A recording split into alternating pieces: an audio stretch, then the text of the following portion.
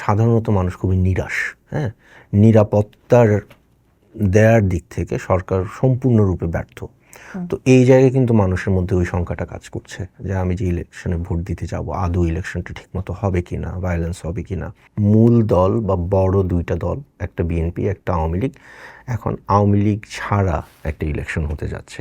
আমি বলবো যে এটা একটা বিশাল পরিবর্তন এবং যাবতীয় যত ইলেকশন বা ভোটের হিসাব নিকাশ সব কিছু কিন্তু ওলটপালট হয়ে যাচ্ছে।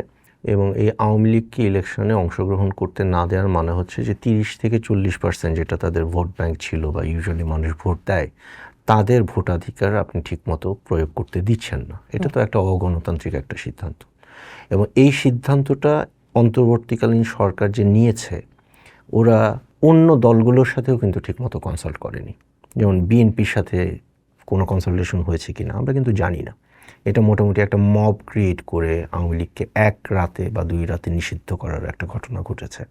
এই যে, এবং এটার এফেক্ট কিন্তু এইবার আমরা ইলেকশনে দেখছি যে আওয়ামী লীগের ভোটগুলা কোথায় যাবে, এটা এখন একটা বিশাল প্রশ্ন। তাহলে আওয়ামী লীগের ভোটগুলা আসলে বিএনপির দিকে যাবে। এটা আমার একেবারে ব্যক্তিগত আনসাইন্টিফিক অ্যাসেসমেন্ট, কারণ আমি কথা বলেছি ম্যাক্সিমাম 10টা লোকের সাথে।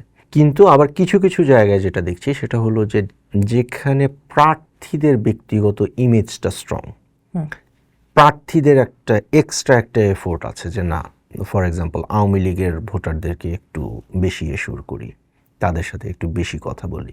ধর্মীয় সংখ্যালঘুদেরকে কোট করার একটা ব্যাপার আছে যে মানে সাধারণত বলা হয় যে হিন্দু সম্প্রদায়ের লোকজন আওয়ামী লীগকে ভোট দেন বা দিতে চান, যেহেতু তারা এইবার আওয়ামী লীগকে ভোট দিতে পারবেন না, সেক্ষেত্রে তারা কোন দিকে ভোট দিবেন। দলগতভাবে যদি হিসাব করা হয় তাহলে এখানে বিএনপি এগিয়ে আছে, কারণ বিএনপি হলো আরেকটা সেকুলার রাজনৈতিক দল। যিনি নেতা হিসেবে দাঁড়াচ্ছেন বা প্রার্থী হিসেবে দাঁড়াচ্ছেন, তার যে ব্যক্তিগত ক্যারিশমা সেটা ভোটারের কাছে কতটা মুখ্য হয়, আর দল কিংবা মার্কা সেটা আসলে কতটা মুখ্য হয়, যেহেতু এখানে এই ভোটের হিসাব নিকাশটা চলছে।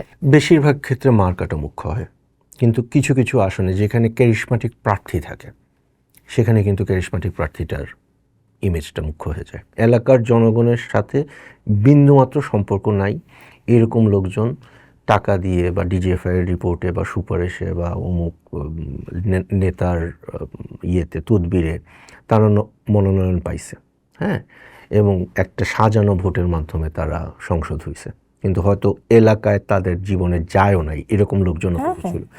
আজকে দেখেন আওয়ামী লীগের অবস্থা কি, মানে যখন মানে গণ অভ্যুত্থানটা হলো, ভোটাররা কিন্তু আওয়ামী লীগের যে যারা কোর লোক অস্টেন্সিভলি 24 সালে যাদেরকে এতগুলা ভোট দিয়ে একটা এমপি বানালো, হ্যাঁ, এলাকার জনগণ কিন্তু তাদের এমপি সাহেবকে বাঁচাতে আসে নাই।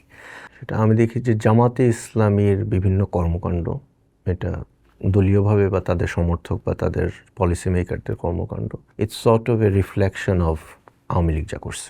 Like for example Awami League আমলে আমরা দেখছি না টিচারদেরকে হেনস্থা করা, বিভিন্ন জায়গায় হয়েছে, কিন্তু চিটাগাং ইউনিভার্সিটিতে মাইদুল ইসলামের ক্ষেত্রে যে ঘটনা, আমরা এখন দেখি আবার একই জিনিস হচ্ছে ইয়েতে বিভিন্ন বিশ্ববিদ্যালয় করতেছে, শিবিরের পোলাপাইন যেগুলো আছে তারা। সো ওই আমার কাছে সবসময় মনে হয় এটা যে থিওরিটিক্যালিও মনে হয়, প্র্যাকটিক্যালিও আমি দেখছি বলে মনে হয় যে আওয়ামী লীগ এবং জামাতে ইসলামী একই মুদ্রার এপিটোপিট। আমার কাছে মনে হয় যে মূল পরিবর্তন যেটা, রাজনৈতিক দলগুলো এখন বুঝতে পারতেছে যে জনগণের ভোট না নিয়ে সরকারে যাওয়া, সরকার পরিচালনা করা, এটা একটা ভয়ঙ্কর থ্রেট তাদের সার্ভাইভালের জন্য। এটা জামাতও বোঝার কথা, কতটুকু বুঝতেছে আমি জানি না, বিএনপি বুঝতেছে।